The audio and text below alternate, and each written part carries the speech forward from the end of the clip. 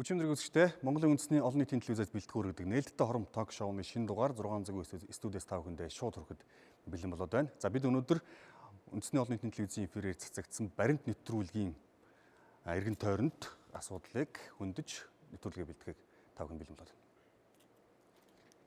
Монгол улсын үндсэн хууль 8 дугаар зүйл. Монгол хэл бол төрийн албан ёсны хэл мөн. 2. Энэ зүйлийн нэг дэх хэсгийн заалт нь хүн амын өөр хэл бүхий үндэстний цөөнх, их хэлээрээ суралцах, харилцах, соёл урлаг шинжлэх ухааны үйл ажиллагаа явуулах эрхийг үл хөндөнө. Төрөөс боловсролын талаар баримтлах бодлого. Бүх шатны сургалтыг төрийн албан ёсны хэл бичгээр явуулж, уламжлалт Монгол бичгийн сургалт хэрэглээг үе шаттай нэмэгдүүлнэ. Суралцагчдын дийлэнх олонх нь хүн амын өөр хэл бүхий үндэстний цөөнх байвал их хэлээрээ бага боловсрал эзэмших нөхцөл боломжоор хангаж, хос хэлний сургалтын бодлого хөтөлбөр хэрэгжүүлнэ.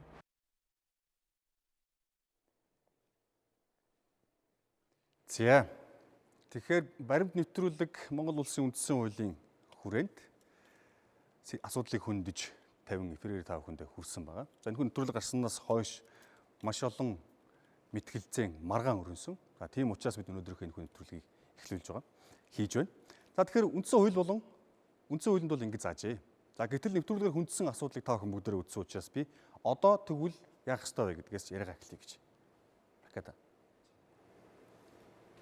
За миний хувьд бол энэ эмзэг өгöd бас одоо тулгамдсан асуудлаар Монголын үндэсний олон нийтийн телевиз түүний одоо шалтгаан, үр дагавар мөн одоо гарс шийдлийн талаар олон талын оролцоо хангаж хэлэлцүүлэг зохион байгуулж байгаад бас баяртай байна.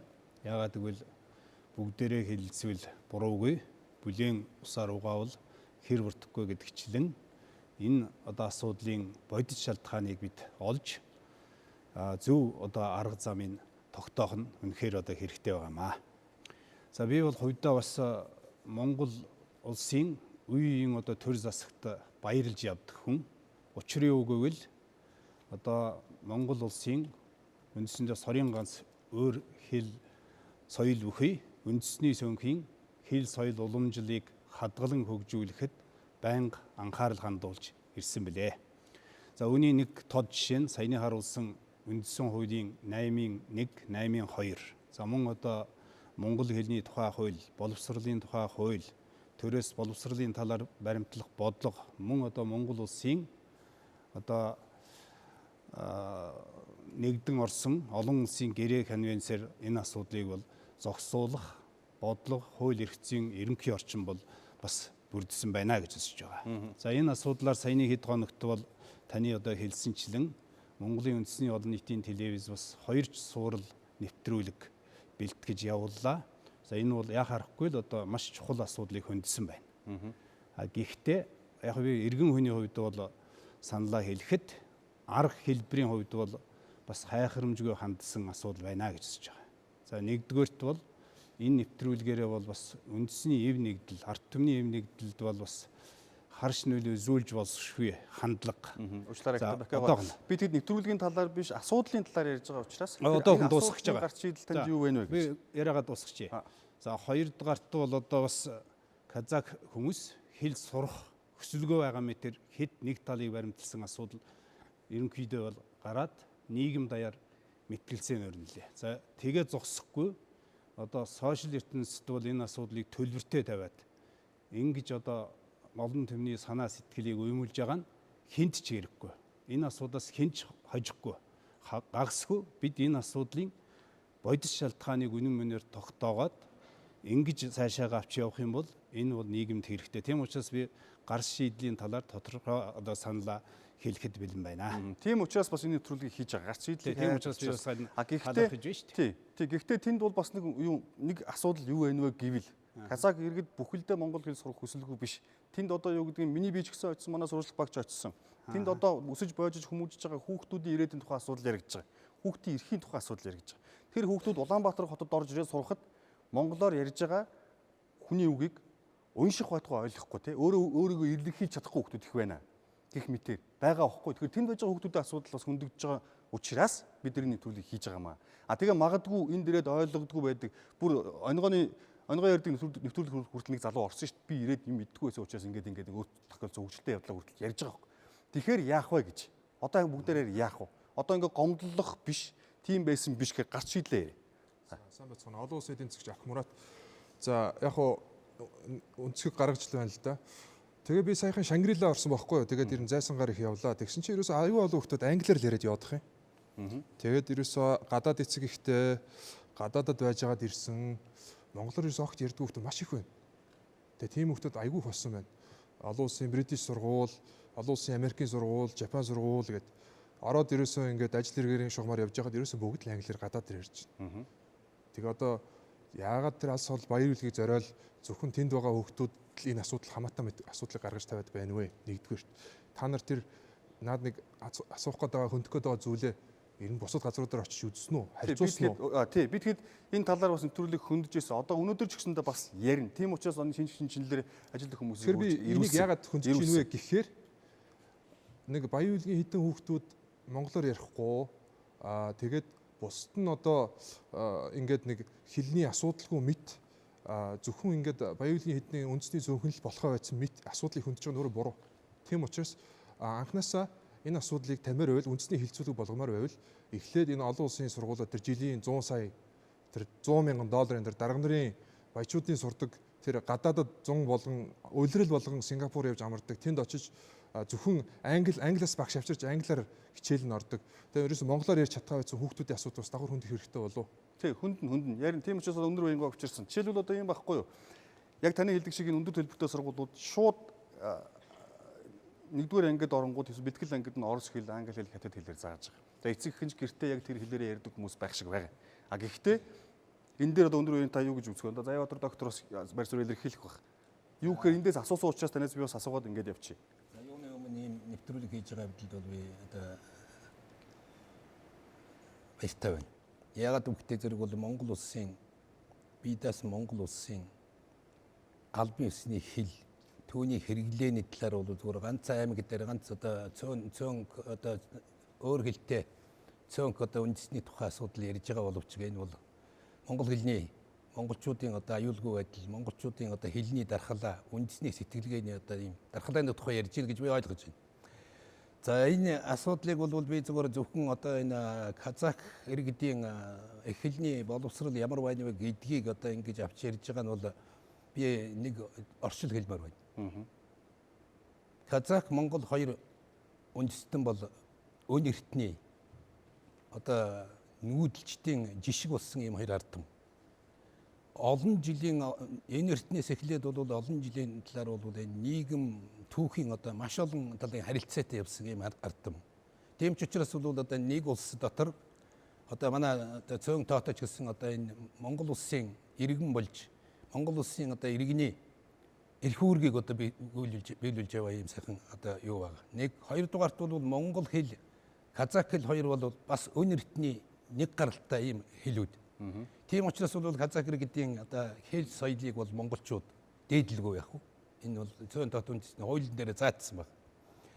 Гэхдээ энд нэг асуудал байна. Энэ ямар асуудал байна вэ гэхдээ зэрэг бол хуулинд Монгол улсын иргэн учраас бол Монгол улсын хуулинд юу гэж заасан бай тэрнийг хэрэгжүүлэх ёстой.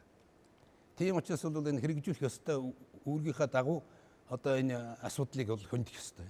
Тэгвэл ганцхан одоо казак хүүхдүүд монгол хэл мэдэхгүй байна гэдэг талаас биш. Ер нь бид хуулиа хэр зэрэг хэрэгжүүлж байна уу? Гэдэг асуудлыг бол бид бодох хэрэгтэй. Нэг хоёрдугаарт бол энэ асуудал бол асуудал. Гэхдээ энийг яаж цаашаа сайжруулах вэ гэдэг талаар манай одоо боловсрол соёл шинжилх ухааны яамнаас эхлүүлээд тэр одоо боловсролын хүрээлэнгээс эхлүүл бодлогын хэрэгжүүлэх ёстой үйл ажиллагааг бол сайн гэх хэрэгтэй байна. Хоёрдугаарт бол казакын ард түмэн өөрийнхөө их хэл соёлыг бол дээдлэхээс гадна Монгол улсынхаа үндэсний албан ёсны хэлээр бүх мэдээллийг авдаг, бүх үйлчилгээг авдаг, тийм чөлөөт эрх, тийм журам төвөргтэй байх хэрэгтэй гэж би ингэж боддог юм. Тийм учраас энийг бол түүнээс биш одоо зөвхөн нэг үндэсний одоо манай хэлийг мэдэхгүй байна, манайхыг одоо хүндэхгүй байна гэдэг талаас биш. Ер нь бол Монгол улсын үндэсний одоо хуулийн дагуу төрийн албан ёсныхаа хэлийг өөрийнхөө их хэлний харилцаатай зөв уялдуулж, зөв сурах, сэтгэл зүйн одоо тийм сайхан бэлтгэлтэй байгаасаа гэж ингэж боддог. Тэгээд одоо Казахын одоо тэр Баян хөлгийн аймагт явж байгаа казах хэлний сургалт, монгол хэлний сургалт хоёрын чанарыг ялангуяа монгол хэлний сургалтын чанарыг сайжруулах талаар бид ч гэсэн бас бодох хэрэгтэй. Зөвхөн одоо тэр казахын ард түмнээс гадна. Тэгэхдээ монгол хэл сурахгүй юмсан гэж ингэж бодож байгаа казах хэр зэрэг олон байдгийг би сайн мэдэхгүй байна судалгаа. Зүгээр үйл ажиллагааг хэрэгжүүлэх арга зам дотор бол сайжруулах юм зөндөө байна л гэж би ингэж харж байна. Өнөөдрийн нээлттэй форум биднийг урьж оролцуулж байгаад их баярлалаа. Ерөнхийдөө энэ кино гарсны дараа би бол хүртээмжийн тухай ярьсан. За энэ хүртээмж гэдэг бол олон тал зүйл дээр яригдана. Хамгийн ихнийх нь төрийн бодлого. За төрийн бодлого дээр түрүүн гарч ийн үндсэн хуулиар батлагдсан байна. Дараа нь боловсролын хуулиудаар гарч ирж байгаа. Дараа нь энэ төр яаж зохицуулалтаа хийж байгаа вэ? Энэ төрийн зохицуулалт хөрсөн дээрээ яаж бууж байгаа юм бэ? Тэр хөрсөн дээрээ буухад хүүхэд сурахгүй байна гэдэг бол тэр хооронд нэг алдаа гарсан юм уу? Нэг юм байна да тийм ээ. Тэрийг бид нар олж харах ёстой. Тэгээд дараа нь төрийн зохицуулалтын дараа хүртээмж гэдэг нь сургалтын орчин. Энэ хүүхдүүдийн их орчин байна уу? Багш байна уу? Сурах бичиг байна уу? Наадах нь өврийн тойл бичиг байна уу? Казах монгол жижиг тойл байна уу? Бага сургуулийн хүүхдүүдэд өнгөтэй гоё ном байна уу? Тэрийг очиод би ингээд гэртээ үргэлжлүүлээд хийх дасгал байна уу? Тэ энэ бүх одоо тэг багш байна уу? Багшийг яаж бэлтгэж байгаа? Багшийн их сургууль жишээ нь өнөр оюун багшаа 2 хос хэлий багшийг бэлтгэж байгаа туршлага байсан уу? Байгаагүй. Өнөөдрийн хүртэл монгол хүүхдэд казах хэл зааж байгаа хүн, казах хүүхдэд монгол хэл зааж байгаа хүн ямар арга барилаар сурах юм? Хос хэлтэн багш гэж ямар хүнийг хэлэх юм? Би жишээ нь Франц хэлний Монгол Улсын их сургуульд Франц хэл заадаг хүн. Тэгвэл би хичээл дээрээ би монгол хэл ашиглахгүйгээр яаж би монгол хүүхдэд дүрм тайлбарлах юм бэ? Тэгэхээр хичээл дээрээ орчуулгын юм шиг гэж ярьж болохгүй. Энэ бол угаасаа хос хэлтэнд гардаг асуудал байхгүй. Тэгэхээр зэрэг энэ хүртээмжийн асуудлыг бид нэр ярихгүйгээр, бодлого ярихгүйгээр, газар дээрээ яаж бодлого нь хүрж байгааг бид нэр ярихгүйгээр зүгээр л энэ кинон дээр бид нар зүгээр яг уу үндэстэн тэр цөөнх гэдэг утгаараа бол эмзэг асуудлыг бол хүндсэн. Үнэхээр энэ асуудал байгаа юу байгаа. Гэхдээ хүний үнэт зүйл рүү хамаагүй халдаж болохгүй. Жишээ нь одоо намайг нэг хасаг гэж хэлэхдээ миний дотор эвгүй болно. Нэг хүнийг загчин гэж хэлэхдээ ямар байх вэ? Тэгэхээр тэр үнэт зүйл рүү халдаж болохгүй нэгдүгээр асуудал. Хоёрдугаарх нь энэ бодлогын алдааны гол эзэн нь хүүхэд биш. Шууд анги руу дайрч очоод би ингээд казахаараа чилж мэддгүү хөдөөний юм уу улаан хацартаа жоохон хүүхдэд шууд улаан тод гэрэл тусгаал микрофон урд нь бариад ингэж асууна гэдэг бол ёс зүйн ямар одоо сэтгүүлчийн ямар ёс зүйн энд үйлчилж байгаа вэ? Тийм учраас ийм асуудлыг л харахтаа анхаараагүй одоо тэгээд хит одоо баримтыг араас нь хөөхтөө бас иймэрхүү алдаа гаргасан байж магадгүй. Тэр талаас нь би бол одоо хүртээмжийг ярьсан учраас энийг би тайлбарлаж байгаа. Нэвтрүүлэг бэлдсэн продюсер ариунцгээс микрофон. За энэ нэвтрүүлгийг бэлтгэх болсон шалтгаан үндэслэл нь одоо жоохон юу гэсэн. За тэгээ саяны энэ дээр ярьсан тэр зүйлүүд байв уу тий? Сэтгүүлч ирсэн юм чи ийм асуулт асуумаар байна. Нэгэнт хүүхдийг ангид орж байгаа эцэгээс нь зөвшөөрөл авсан уу? Ангийн багшаас нь зөвшөөрөл авсан уу? Сургуулийн захирлаас нь зөвшөөрөл авсан уу? Энэ бол хүүхдийн эрх хөндөж байгаа. Зөвхөн дүр салхалснаар энэ хүүхдийг би хийж. Яагаад энэ хүүхдүүдийг энэ жоохон нэг сургууль их л бол 100 хүүхд байгаа. Тэд нэр өөрсдөө хин гэдгийг мэдчихэж байгаа. Дараа нь дүрсийг хаацсан байсан ч бусд нь ярих байхгүй. Өө чи гарч ийсэн шүү дээ гэдэг хинч танина. Дуу хоолойны өнгөөр нь ч гэсэн. Тэгэхээр энэ асуудлыг би асуумаар байна. За бид нар бол энэ нэвтрүүлгийг хийх болсон шалтгаан гэвэл ерөөсөө сүүлийн 3 жил Баян аймгийн хүүхдүүд монгол хэлний хичээлдээ эзэлтийн ерөнхий шалгалтын дээр сүүлийн 3 жил маш муу оноо авсан. Өөрөөр хэлбэл одоо хамгийн сүүлийн байр эзлээ явж байна. За энэ бол мэдээж хэрэг одоо бидний хувьд анхаарал татсан гол сэжүр маань. За газар дээр нь очсон өчигдөр гэхэд одоо жишээл Баян аймгийн боловсрол соёл урлагийн газар бүх захирлуудаа суулгаж аваад хурал хийж илээ. Би эндээс бас сонссон. За бид бол тодорхой хэмжээний өөрсдийнхөө ажиллах тактик одоо арга барилтаа очиж ажилласан. Гэхдээ шаардлагатай гэж үзвэл бид бол их сурвалжаа нууцлах хэрэгтэй. Хэрвээ шаардлагатай гэж үзвэл бид нар хууль хяналтын байгууллагад одоо үзүүлж болно. Ямар нөхцөл байдалд ажилласнаа бол үзүүлж болно. Сэтгүүлчийн хуваараа бол би энийг хүүхдээ эрх зөрчсөн гэж бол үзэхгүй байна. Зөвшөөрөл авсан уу гэж асууад байна л да. Харин би энийг шаардлагатай бол үзүүлнэ гэж байна. За.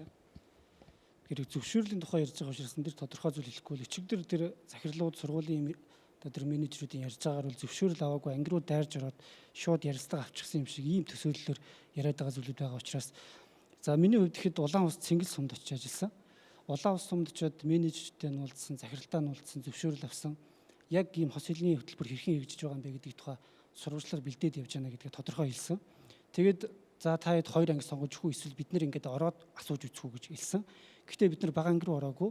Бага ангидаа 2 дугаар ангиас хүүхдүүд 5 дугаар анги хүртэл монгол хэл үзсэн байгаа учраас за ядаж 6, 7 тийм 10, 11 дугаар ангийн хүүхдүүд нь монгол хэлээр ганц 2 асуулт асуухад ойлгох болов уу гэд орсон. Тэгээ 2 анги руу ороод 5 хүүхэдтэй уулзахад 4 хүүхэд нь монголоор ярьж чадаагүй. Өөрийгөө танилцуулаад тэрнээс цаашаа за ахын дуу монгол хэл хэдэн жил үдсэн бэ гэхээр ингээ ойлгохгүй багш нар нь хажуу талаас нь хэлж өгч ийж тэгэд одоо казакаар хариулдаг ч юм уу иймэрхүү байдалтай. Нэг 12 дугаар ангийн хүүхдүүд маш мундаг ярьж байгаа ч тий. Тэгэхээр бид нар бол сэтгүүлчид юу хийдэг вэ гэхээр байгаа нөхцөл байдлыг л одоо үзэгч одон л хүргэдэг юм л үүрэгтэй. Яг энэ үүргийнхээ хүрээнд л бид нар одоо тэр Баян-Улгийн аймагт байгаа хүүхдүүд одоо тэр 3 жил дараалантай эцсийн ерөнхий шалгалтанд монгол хэл дээр хамгийн сүүлийн байранд орсон.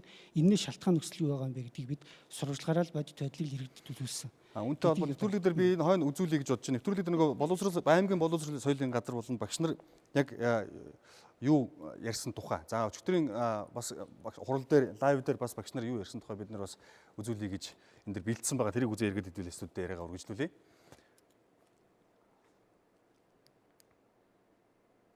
Ноёдны болохоор 5 дугаар анги 7 цагаар ордог байсан монгол хэл. Энэ жил яагаад 6 цаг болсон гэхээр нэгэн боловсролын хүрээлэнгээс ирүүлсэн саналын дагуу нөгөө талдаа энэ жил 1-5 дугаар ангийн их хэлний сурт бичиг шинээр шинжлэгдсэн агуулгын давхарлыг арилгах үүднээс саяны 5 дугаар ангийн 1 цагийг хоригдуулаад 6 цагаар орж байгаа. За бид нар хос хэлний боловсрол эзэмшүүлж байгаа монгол хэлийг бол судлах биш сургах биш судлах хэлбэрээр явж штэ бид нар. Энийг манай захирлууд манай менежерүүд энийг бол мэдж байгаа. Бид нар бол хэл сурах хэрэгтэй байна. Монгол хэл сурах хэрэгтэй байна. Гэтэл яаж юм? Нөгөө судлах тун хичээлүүдтэйг адилхан гэж судлаад явж байна.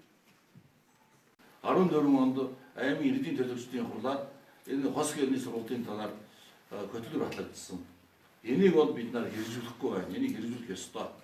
Манайд бас тулгамдаад байгаа асуудал юу гэхээр бага ангид монгол хэлний сургалтын хөтөлбөр гэж байдаггүй хос хэлний батлагдаагүй манай аймгаас хүрээлэнгээс ийм сургачгууд гаргаад гарын энэ сургачгийн бас статусгүй сургачгууд гарын авлага гаргаад энэгээр бид нэр хичээлээ явуулж байгаа. За тэгэхээр энэ бол эфир ярихаас өмнө олон нийтэд хүрсэн. Тэгэхээр би хүрээлэнгээс асууя. Түрүүн бас тэнд хэллээ шүү дээ. Бодлого гардаг хэрэгжилт нь ямар байдаг вэ гэдэг үрдэн боловс нэвтрүүлэг гарсан. Энэ хүмүүс бас өөрсдөө ярьж штэ газрынх нь. Та энэ дээр ямар төлөх вэ? Боловсролын хүрээлэнд манай 2011 онд үндэсний цөөнхөн болон гадаадах Монгол хүүхдийн боловсролын судалгааны сектор гэдээ байгуулагдсан. Тэнд 5 хүн ажиллаж байгаа. Тэгээд 13 оноос эхлээд бид нар Баян-Улгийн аймгийн ЭБС-үүдэд хос хэл боловсролын сургалтын тэр бодлогыг хэрэгжүүлье гэдэл сая аймгийн бодлогыг хамт бид нар боловсруулсан. Хамт боловсруулсан байгаа. Жохон хэрэгжилт нь саяны захирлын хэлж байгаа шиг хэрэгжилт нь яг шаардлагын түвшинд хүрэхгүй байж магадгүй байна. Гэхдээ одоо бид нар хос хэл сургалтаа хос хэлээр явуулж байгаа гэж бодож байгаа боловч үнэндээ бол хос хэл сургалт явагдахгүй байна. Харин тий. Эхлээд багш нар бол монголоор хичээлээ заагаад хүүхд нь ойлгохгүй болохоор казакаар орчуулгын хичээл явагдаад байна. Тэгээд тэр цагын ч хөлцөхгүй. Дээр нэг багш нарын арга зүйнч яг хос хэлт боловсролын арга зүйн биш. Тийм болоод ирэхээр нөгөө яг хос хэлт боловсрол бол яг явах ёстой. Тэгээ энийг ингээд мэдж байгаа бол багш нараа бэлдэх асуудал дээр анхаарч болдгоо юм уу?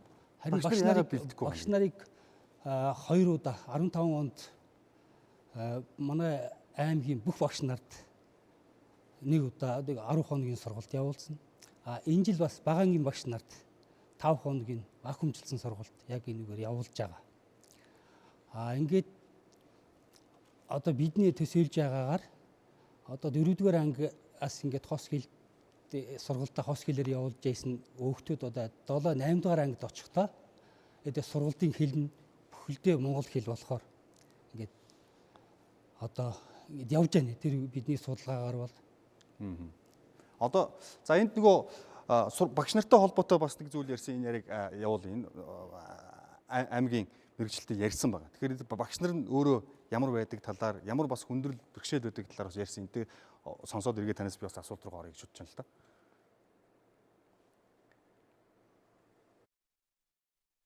Ер нь баг 10 жилийн хэмжээнд үнэхээр магадгүй монгол хэлээр өөрөө сайн ярьж чадахгүй багш байгаагүй гэсэн үг. Гэдэг асуудлуудыг ягаад манай зас даргын нэрмжиж шалгалт гээд авсан. 2-3 жил аваад байна. Багш нараас тэр багш нараас авсан шалгалтын дүнж тааруу гарсан. Эхэндээ. Өөрөөр хэлбэл 12 дугаар ангид сонгох хичээл нэг эстергийн шалгалтыг зааж байгаа багш маань өөрөө тэр тестэн дээр авах ёстой нууныхаа бүр дээдлэн дөнгөж 80-90% авчин 100% авч байгаа багш бараг байхгүй. Монгол хэлээр бол хичээл сургалтаа явуул гэдэг шаардлагыг бол тавьдаг, сургуультай зарчмыг барьдаг. Гэхдээ нөгөө казах хүүхдүүд хэлний бэрхшээлээс болж ойлгохгүй асуудал гараад ирэхээр манай багш нар бол заримдаа их хэлээр үндэсний хэл казах хэлээр тайлбар хийдэг асуудал байдаг. Хичээлээ монгол хэлээр заах, орчин бүрдүүлэх тал дээр маш их анхаарах. Хичээл дээр яхахгүй физикийн багш хичээл зааж явах орондоо ингээд тайлбар хийхдээ хүүхд ойлгохгүй байвал жоохон нэмэлт тайлбарыг одоо юу гэдэг казах хэл дээр хэлцдэг. Тэр нь ч бас аргагүй. Тэгэхээр хүүхд ойлгохгүй юм чинь ойлгуулахын тулд ингээд яачдаг юм аа гэсэн ийм байдалтай байдаг. За. Тэгэхээр багш нар ийм бэ. Тэгэхээр ийм нөхцөлд одоо хүүхдүүд хичээл сурах, одоо хэл сурах, тэ эзэмших гэдэг бол бас эргэлзээтэй асуудал байхгүй. Тэгэхээр одоо яах вэ гэдэг би асуулт дахиад тавь. За баярлалаа. Би нэг судалгаа бас нас товчхон юм танилцуулъя. Энэ бол 2005 онд одоо Их Британий хүүхдийн ивэх сангаас казах хүүхдийн боловсролын байдлын шинжилгээ гэдэг ийм судалгааны тайлан гарсан. 5 оны. Тэгээ 5 онд шүү дээ 2005 онд. За энд хийсэн дүгнэлт зөвлөмж одоо хүртэл хэрэгжихгүй явж байна. За энэ дээр бол энийг бол одоо би хийсэн биш, тэр улсууд хийсэн учраас их бодиттой гэж би харж байгаа. За эндээс би цаг хэмнэх үүднээс ганц нэг нь одоо уншаадах шалтгааныхын талаар. Тэгээд бид гарсын талаар ярина гэсэн үг л дээ. За энд ингэсэн байгаа. Тэгээд тодорхой дурдчихвол маш тодорхой дурдчихъя. За нэгдүгээрт бол одоо тэдний гэж байгаа, тэр казах хүүхдийг гэж байгаа. Гэртээ ярьдаг хэл нь хичээл ордог хэлээс өөр. Эсвэл хичээл ордог хэл нь хэрэгжилж буй сурах бичгээс өөр хэлээр байдаг. Энэ онцлог байдлыг одоо казах хэл, төрийн хэл, монгол хэлийг заах арга зүй энэ юмдаа бол сайн хэрэглэхгүй байна. Энэ бас буруу байна гэж. За дээр нь таны түрүүн маш зөв хэлж байна. Багш бэлтэх үйл ажиллагаа бас хангалтгүй байна. Өөрөөр хэлбэл хос хэлний сургалтаа тэр хөтөлбөрт яг одоо монгол хэл заах багш чинь бас л арай өөр маягаар бэлтгэдэх ёстой. Энэ бас болохгүй байна гэж. За дээр нь бас ингэсэн байгаа энэ дээр. Одоо монгол хэлний багш бэлтгэхэд тэд монгол хэлийг мэддэг монгол хүүхэд хичээл заах уу? Эсвэл монгол хэл мэдхгүй казах хүүхдэд хичээл заах уу гэдгийг бас анхаарч үзэхгүй байна гэж. Тэгэхээр энэ бүхэн бол юутай холбоотой вэ? Ерөөсөө явж энэ одоо хос хэлний сургалтын агуулга, арга зүй, багш бэлтэх, ном сурах бичиг, гарын авал энэ бүх юм ижвэрэн одоо тэр төрийн бодлогыг хэрэгжүүлэх үйл ажиллагаа хангалтгүй хэрэгжиж байгаатай холбоотой гэж үзэж байгаа.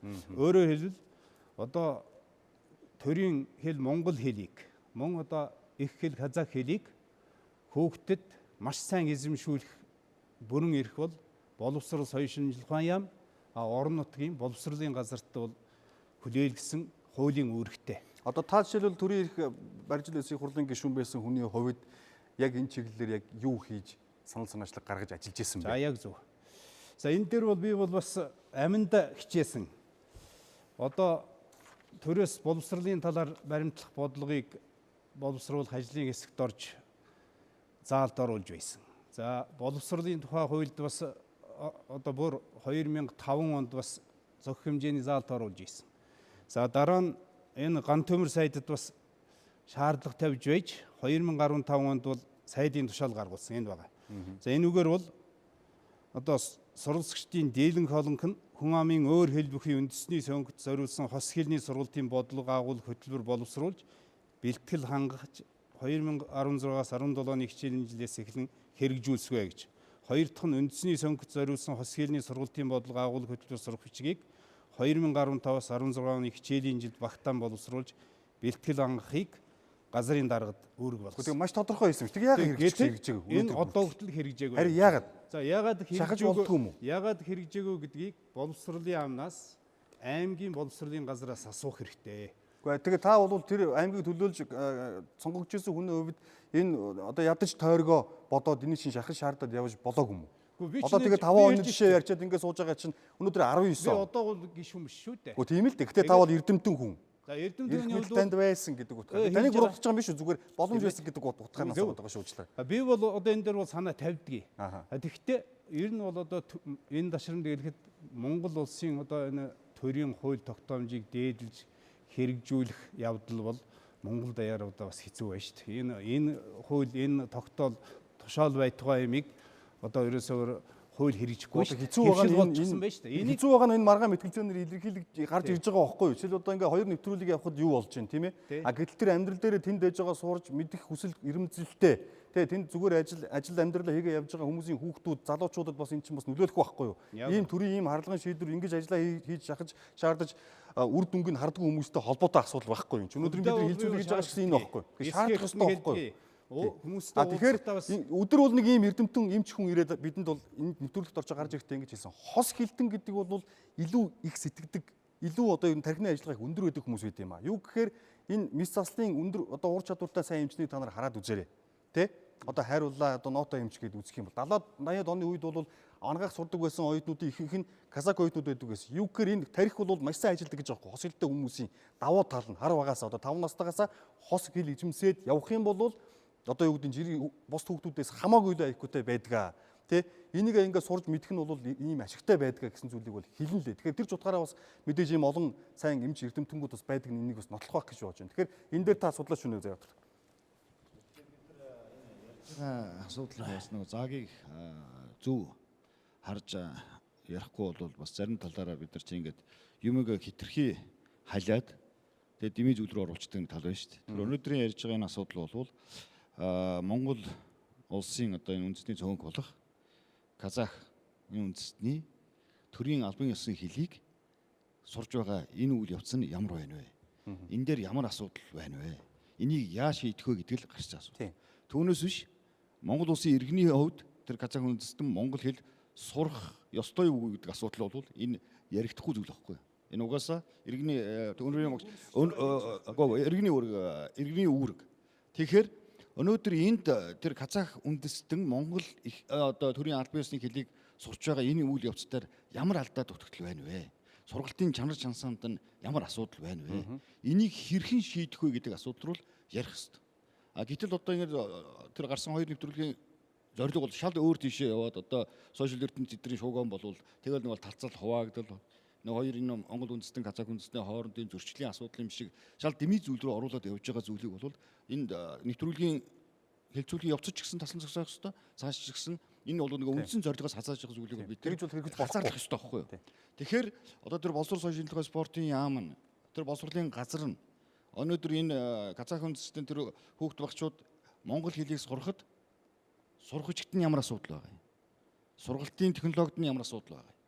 Заан сургаж байгаа багшд нь ямар асуудал байгаа юм? Энэ бүгдийг зөв оншилж байж эндээс гарцаал ярина уу гэхээс биш бид нар зүгээр одоо энэ дээр дэмий зүйлтэй ямар шийдэл вэ? Тэгэхээр энд хамгийн гол одоо түрүүн үг гэж байгаа хүмүүстээр нэг зүйл яриад байна шүү дээ. Одоо энэ хос хэлний сургалтыг явуулах тал дээр бол бидний арга зүй технологи бол бас жаахан дутагдaltaй байна. Энийг харах ёстой. Энийг боловсруулах ёстой. Энэ бол бас Монгол үндэстний дотор байгаа нэг өвөрмөц одоо заах аргаар явагдах тэр хэсэг байхгүй юу? Тэгэхээр их хэлээр одоо казах хэлээр одоо их хэлээр эзэмссэн энэ үндэсний цөөнхөд монгол хэлийг сурах тухай асуудал дээр бол монгол үндэстэнд монгол хэлийг заан сургаж байгаа энэ технологиос тэс өөр энэ арга барилаар энэ арга зүйгээр заах ёстой. Тэрийг л одоо тэр хариуцж байгаа газар нэгжүүд нь одоо асуудлаа шийдээд энэ дээрээ бас тодорхой гаргалгаа гаргаад явах тухай асуудлыг ярих ёстой гэж ингэж бодож байгаа. Тэгэхээр бидний яриач гэсэн энэ рүү чиглэх ёстой гэж бодож байгаа. Түүнээс биш бид нар одоо нэг хэсэг нь гомдлоод нөгөө хэсэг нь одоо нэг үндэснийхээ цөөнхийг болон шахаад байгаа юм шиг ийм зүйл рүү нэвтрүүлгийн санааг говьж хэрхэж болохгүй. Тий. Тэр өнцгөөс ч гэсэн хийгээгүй. Тэгэхээр Монголд боловсролын чиглэлээр үйл ажиллагаа явуулдаг одоо бараг сүүлийн 9 жил явуулж байгаа төрийн бүсийн хоолой төлөөсөн юм байна л да. Тэгээ боловсролоос одоо хоцрогдоод үлдээд хаягдаад эсвэл чанартай боловсрол эзэмшиж чадахгүй байгаа бүлгийн хүүхдүүдэд анхаарал хандуулдаг. Тэгэхээр энэ дотор бол хөгжлийн бэрхшээлтэйгээд эхэлнэ. Тэгээ үндэстний цөөнхийн одоо хүүхдүүд бас ороод байгаа байхгүй. Тэгээ бид нар 2010 оноос эхлээд одоо засаг төрд яг шаардаагүй ингэ шаардж байна тий. Шаардсан. Манай засаг төр би бол одоо өөрөө монгол хүн. Гэхдээ би өөрийн одоо энэ та нар яагаад монгол хэлийг сурахгүй байгаа албан ёсны гэж буруутахаас илүү би бурууг өөртөө авч байгаа. Монгол улсын засгийн газар одоо тэр төрөөс боловсролын талаар баримтлах бодлого дотор бүр цагаан дээр хараар бичсэн хос хэлний бодлогоо хаана боловсруулад, хаана батлаад, хаана хэрэгжүүлж байхгүй. Байхгүй. Хос хэлний бодлого өнөөдөр Монголд байхгүй. Одоо Заваатар агшин хэлж байгаа шиг хоёр дахь хэл болгож сурах гэж байгаа байхгүй монгол хэлийг. Тэрнээс биш монгол хүн монгол хэлээ сурж байгаа юм шиг сурахгүй. Тэнд тэгж заагаад сурахгүй. Тэр сурах хүчгээ ашиглаад сурахгүй. Тэгэхээр тэр хүүхэд чинь энэ хоёр хэлийг яг төрлөх хэл шигэ өдөр тутмынхаа үйл ажиллагаанд одоо хэрэгэлдэг болгох, амьдралын хэм маяг болгох тэр хос хэлний боловсролын бодлогыг өнөөдөр Монголын төр боловсруулаагүй байж тэр үндэстнийг буруутгах, тэр хүүхдүүдийг буруутгах одоо ёсгүй гэж бодож байгаа. Монголын төр яасан бэ гэхээр аймагт нь ялзаагаад орхисон байхгүй. Одоо Баян Өлгийн аймаг над хүмүүсийнхаа боловсролын асуудлыг хариуцаа гэд хэлсэн. Тэгээ одоо ханаа тогш хэлж जैन те тэр аймгийн одоо хос хэлний боловсролын хөтөлбөр гэдгийг боловсруулсан. Бодлого нь байхгүй юм чинь яаж тэр хөтөлбөрийг боловсруулах юм бэ? Тийм биз дээ. Төрийн бодлого нь гараагүй байхад нэг аймаг яаж одоо бүр тэр хэлний шинжлэх ухааны маш нарийн арга зүй технологи шаардсан хөтөлбөрийг боловсруулж чадахгүй байхгүй. Гэхдээ яг дахиад үннийг хэлье. Өнөөдрийг хүртэл энэ үндэсний цөөн хүүхдийн боловсролын асуудлыг Монголын төр тоож байгаагүй. Сурах хүчгийг хэн санхүүжүүлж хэн боловсруулсан? Нүүбийн хүүхдийн сан боловсруулсан. Аймаг дээр бол аймгийнхаа өөрсдөө хийдэг гэж ярьж байна шүү дээ. Нүүбийн хүүхдийн сан боловсруулж исэн. Казак хэлний цагаан толгой, Туа хэлний цагаан толгой. Тэгэхээр бид нар тэнд хүүхдийг буруутгах тэгэл аймгийг ч буруутгах хэрэггүй, багш нарыг буруутгах хэрэггүй. Тэгвэл Монгол улсын боловсролын их сургууль өнөөдөр хос хэлний юм уу 2 дахь жил монгол хэлийг 2 дахь жил болгоод заах арга зүйтэй багшийг бэлдсэн юм уу? Бэлдээгүй байхгүй юу? Тэгчээд бид нар өнөөдөр одоо энэ асуудлыг яриад байгаа чинь буруу. Өнөр үеийн багштай энэ дээр бас байр суурь хэлж. За би бол одоо тэр хос хэлний багш бэлдэх бодлогын асуудлыг бол энэ хүнтэй адилхан саналтал байна л. Бид бол өнөөдөр хүртэл хос хэлний багш. Манайд бол ямар хүн ирдэг хөхтэй зэрэг би бол одоо олон жил ажилласан хүн монгол хэл уран зохиолын багшийг казак хөхтөд одоо яаж заах вэ гэдэг тийм одоо мэрэгжлийн анги бол ерөөсөө манайд бол байхгүй. Тийм учраас бол зүгээр одоо энтлийн одоо түүнээс биш казак хүмүүс монгол хэл уран зохиолын багшуулаад казакийн одоо энэ Баян Өлгийн аймагт ажиллаж байгаа маш олон багш байна. Тэр багш нарыг бол би бас буруутгахгүй байна л да. Ягаад буруутгахгүй байна вэ гэхдээ зэрэг бол тэр хүмүүс бол монгол хэлийг заах тийм одоо эрх авсан казакийн хэрэгж байсан монгол хүндж байсан заах тийм эрхтэй. За зүгээр одоо арга зүйн хувьд бол дутагдaltaй байгаа юу гэвэл би дутагдaltaй байгаа гэж одоо ойлгож байна. Тэрнийг бол одоо бид бол цаашдын бодлогодоо бас барих хэрэгтэй. Монгол казак хэлний багш гэдэг анги одоо бид одоо тийм шаардлагатай байгаа юм байна гэж би зүгээр одоо энэ сая хүмүүсийн юунаас бодогч нь. Түүнээс биш одоо монгол хэлийг одоо заадаг монгол хэлний одоо төлөө сэтгэл зүрхөө өгч явдаг казак одоо багш нар монгол хэлний уран зохиолын багш нар маш олон байгаа шнэ манай. Тийм учраас бол энэ би энд бас нэг асуудлыг би зүгээр хөндий гэж бодож байна. Өнөөдрийн энэ дотор нэг ярмаар нэг чухал асуудал. Энэ хүмүүс хөндөхгүй байна. Баян Өлгийн аймгийн 15 сум дотор бүгдээр цэвэр казак иргэдтэй сум гэж бас байхгүй. За ихэнх нь бол казак байдаг мөртлөө өнөөх жишээлбэл одоо юу харъя л да. Ямар нэгэн сум зүгээр одоо цагаан нуурч гэдэг юм уу, ногоон нуурч гэдэг юм уу, алтан цогц гэдэг юм уу. Тэнд байгаа монгол иргэд мөн үү? Тусгай сургууль байхгүй. Тийм. Бас л тэнд ажиллаж байгаа монголчууд хүүхдээ сургах сургууль тэнд байхгүй. Тийм учраас бол тэднүүд яахарахгүй яаж ийм нөхцөл монгол хэлээ сурахаас өмнө казак хэл сурч шít. Тэгэлэр тэр Баян Улгийн аймагт байгаа цөөн тоотоо тэр монголчуудын тухай иргэдийн тухай бас бид ярих хэрэгтэй байхгүй юу? Тэдэнд бас эрхэн зөрчигдөж байгаа. Тийм учраас би юу гэж бодоод байна вэ гэхтэй зэрэг бол казахын иргэд өөрийнхөө тэр унган их хэл казах хэл тэр казах иргэд чинь бол мэдээж хэрэг гэр бүл дотор казах хэл сурч байгаа. Нэгдүгээр ангиас эхлээд ямар нэг хэмжээгээр монгол хэлийг заадаг энэ сургалтын хөтөлбөр дотор байж байгаа тийм ээ. Бага ангид бол бүх хичээлийг казахаар заана. Дунд ангид бол зэрэг хагасын монголоор хагасын казахаар заана. Ахлах ангид болох зэрэг бол бүх хичээлийг монгол хэл дээр явуул. Энэ хэрэгжихгүй байгаа байхгүй юу? Энэ чинь хэрэгжихгүй байна. Уучлаарай өнөр багшаа. Бидний цаг ахаад бид нэг 25 орчим минут үлдсэн байна. Тэгэхээр би бусад ирсэн зочдоос гарц гаргалгаа бас оноогийн сонсъё гэж бодож байна л доо. Ярьчих уу? За. Одоо манай өнөр багш жоохон буруу мэдээлэлтэй байх шиг байна. Манай аймгийн 43 сургуулийн 2 нь сургалтаа яг монгол хэлээр явуулж байгаа. Тийм байлаа. 8 сургууль бол зэрэгцсэн бүлэгтэй сургууль гэж явдгийг. Сайн нэг хэлж байгаа алтан цогц сум. Тэрний 3 бүлгийн нэг нь монгол сургалтаа, 2 нь казах сургалтаа, нэг казах. Зарим нь бол 2 нь монгол сургалтаа, нэг нь казах сургалтаа гэх юм. Монгол хүүхдүүд яг их хэлээрээ тэнд суралцж байгаа. Энэ бол баталгаатай. Манай Баялгийн аймгийн Бэст 1568 хүүхэд монгол хүүхэд байна. Яг тоогоороо би яг сайн мэдж байна. Тэр хүүхдүүд бүгдээрээ их хэлээрээ монгол хэлээрээ суралцж байгаа. Энэ бол баталгаатай.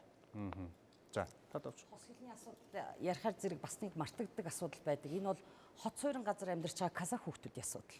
За энэ дээр яаж юм? Өнөөдөр Улаанбаатар хотод казах сургууль байна уу? Налайхад 30% амьдарч байгаа 4-р хороонд казах цэцэрлэг сургууль байна уу? Энэ бол бас асуудал. Тэгэхээр хос хэл гэдэг маань зөвхөн Баруун аймагт төвлөрөөд Тува, казах, уран хаяр гэдэг чиглэсэн биш. Энэ бол бас хот руугаа амьдарч байгаа чи миний хүүхд хизээч казах их хэлээрээ боловсрол эзэмшээгүй. Би гэхэд жишээ нь Баян Улгийн аймгийн 2-р 10 жил анх орсон монгол сургууль их хэл маань монгол хэл. Би казахаар бичиж чаддаггүй. Би өөрийгөө казахаар илэрхийлдэг наадцхан. Тэгэхээр хот суурин газар амьдарч байгаа энэ хүүхдийн асуудлууд өнөөдрийг хүртэл ширхэгч яригдаагүй. Монгол телевизийн дараагийн хийх ёстой асуудлууд та баримтаар үнэхээр явж байгаа юм бол энд байгаа цөөн хүүхдүүдийн эрх хэрхэн зөрчигдөж байгаа, яаж их хэлээ олж авж байгаа тухай дараагийн сэдв болох байхаа. За, шийдлээ үү. За, хүний эрхийн үндэсний комисс ундрах. Гарц гаргалгаа шийдлийн хувьд хүний эрхийн үндэсний комиссын өөрсдийн судалж олж тогтоосон бусад байгууллагатай хамтарч хийсэн судалгааны үзэлээр тогтоосон үйл ажиллагааны үр дүн дээр суйрлаад ярих юм бол нэг төрлийн цогц бодлого байхгүй байгаа нь үнэн. Тэгэхээр тэр цогц бодлогоо гаргах хэрэгтэй. Тэгээд энэ цогц бодлого гаргахыг хүлээгээд төрийн захиргааны төв болон орон нутгийн захиргааны байгууллагууд боловсролын газрууд хүлээгээд суух нь бол бас мэдээж яриг учир дутагдaltaй. Яг гэвэл манайд нэг цогц бодлого гаргах гэж бол дилей юм болдог шүү дээ.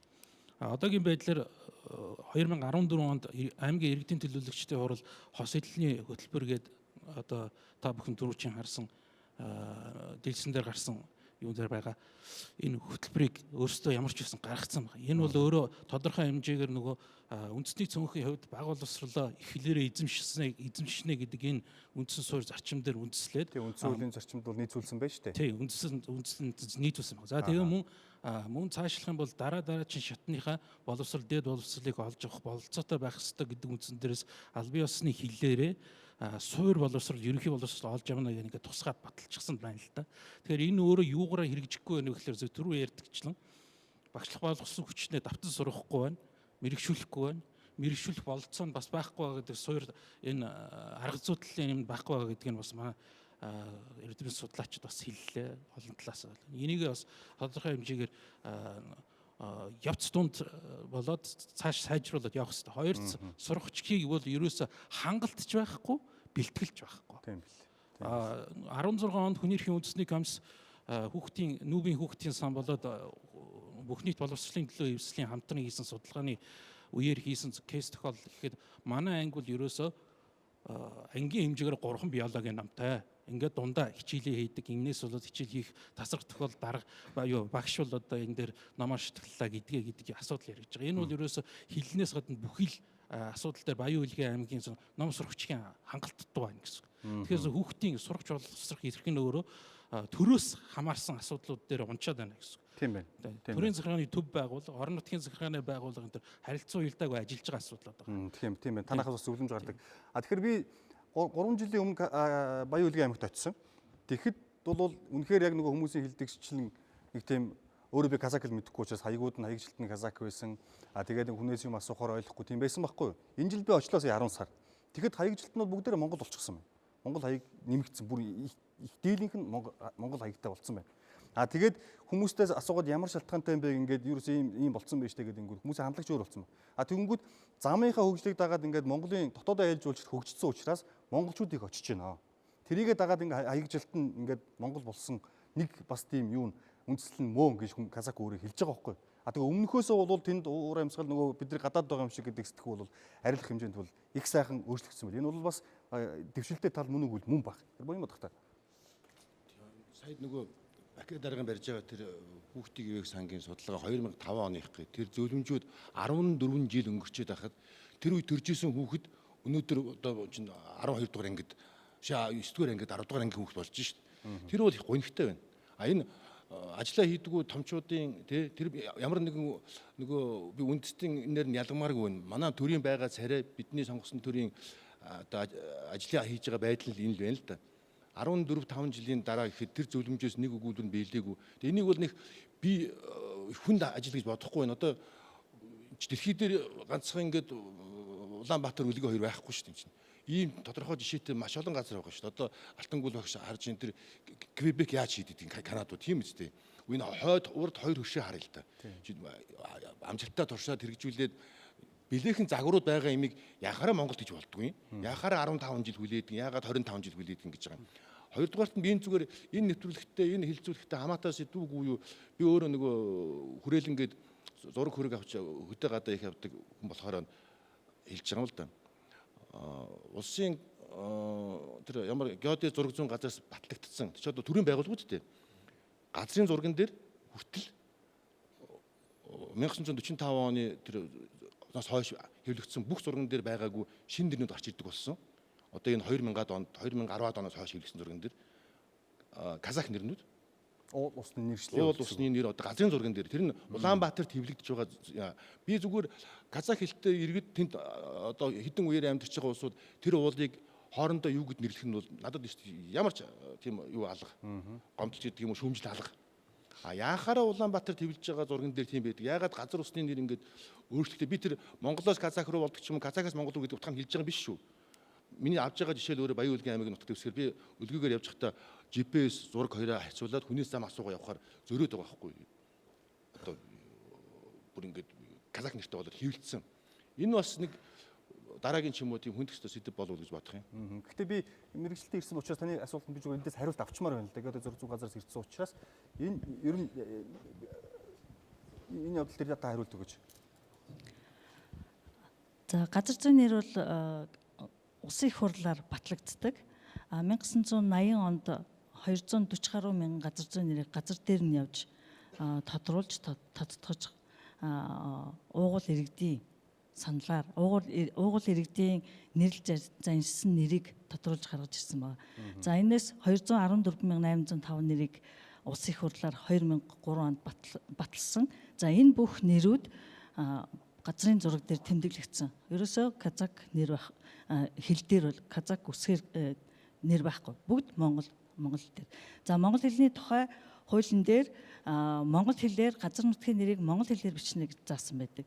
Газрын тухай хуулийн дээр газар усны газар нутгийн нэрийг монгол хэлнээс өөр хэлээр давхар хэлээр хэрэглэхийг бол хоригдсан. Улсын хурл баталдаг учраас улсын хурл өөрчлөх бүрэн эрхтэй. Түүнээс дурын ердийн иргэд бол өөрчлөх. Дур зургаар өөрчлөх байхгүй. Бид улсын хурлд өөрчлөх хэрэгтэй. Улсын хурлд өөрчлөх хэрэгтэй.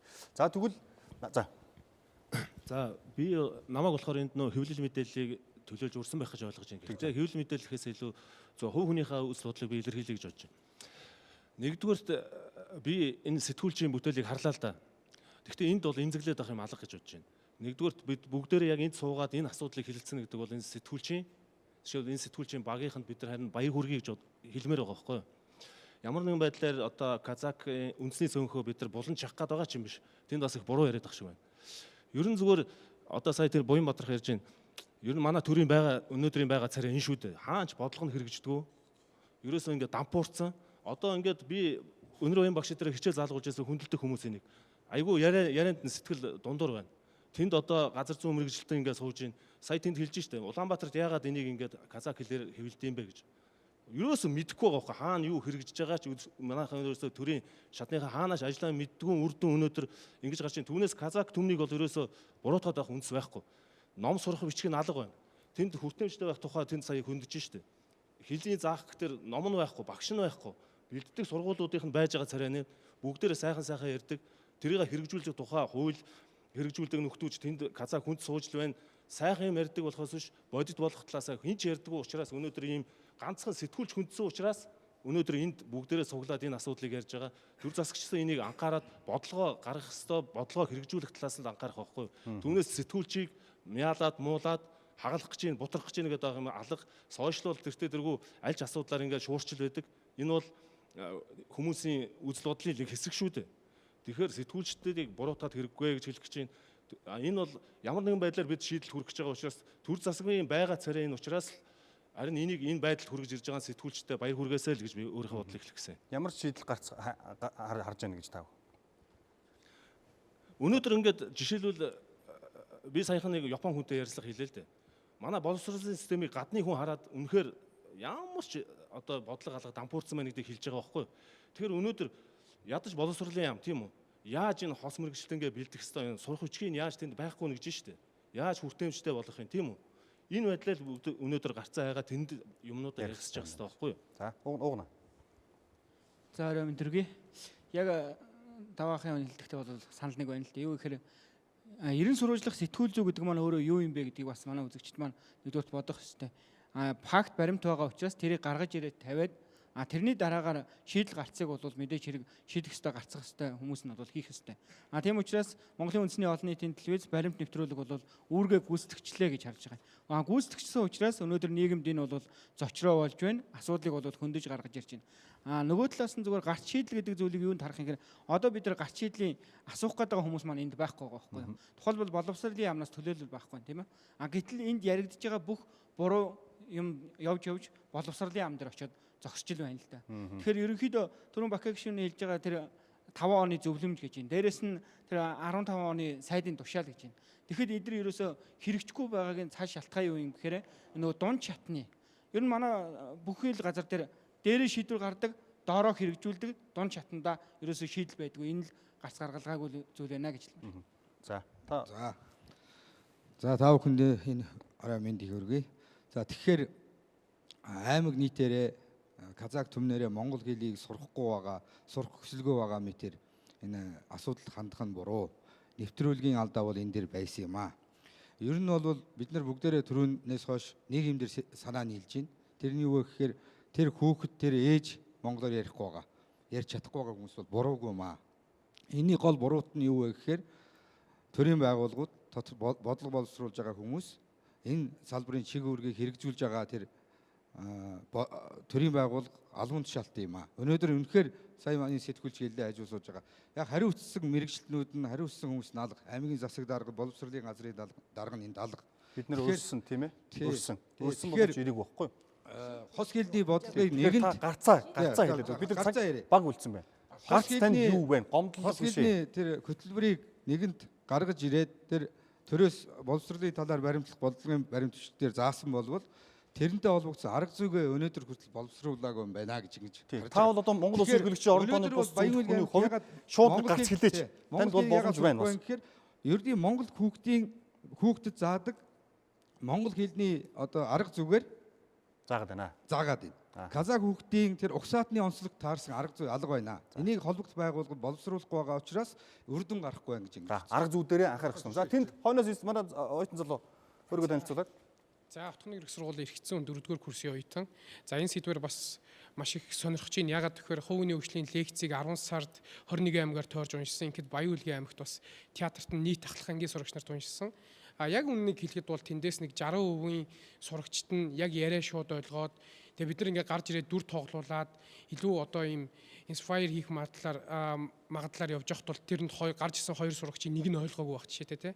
Тэгэхээр энэ бол айгүй чухал асуудлыг хөндөж байгаа. Тэгэхээр энэ сая хэлсэн угсаатны онцлогоос шалтгаалаад энэ айгүй эмзэг асуудал болчлоо л тоо тий. Гэхдээ бид нар нэг зүйлийг хэлмээр байна. Хамгийн эхлээд сая ирсэн одоо зочны маань яриан дээр гарч ийн. Зайсан Шангрилагаар яваад үзэх юм бол англи хэлээр яриад байна гэдэг асуудлыг хөндөж байгаа байхгүй юу? Энэ мангар өөрийн жишээ байхгүй юу? Маш өөрийн жишээ. Ягаад гэвэл Монголд байгаа хэрнээ англиар маш сайн ярьж чадаад байгаа байхгүй юу?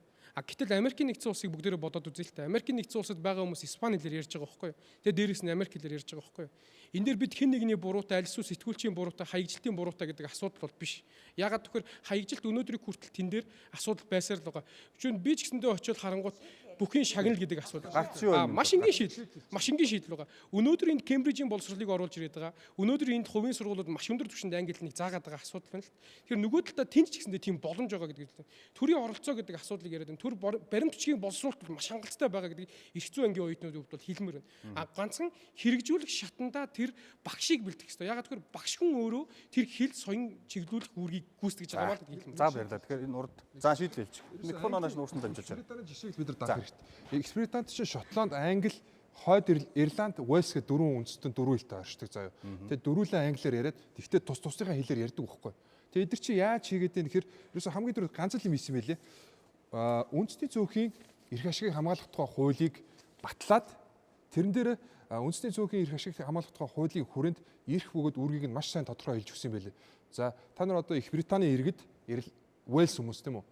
Тэгтээ тэгээ одоо ингээд бүх зүйлээ эдлэн сурна. Тэгтээ хамгийн гол нь энийгээ ингэж маш сайн сурах хэрэгтэй гэдэг айгүй сайн зааж өгсөн. Тэгээ тэрийг хэрэгжүүлж чадсан. Гэхдээ бид нар чинь нэгдмэл биш нэгдсэн улс шүү дээ. Нэг тэр чинь адилхан парламентаас нэгдсэн улс шүү дээ. Нэгдмэл улсын жишээ бол энэ дээр өөр.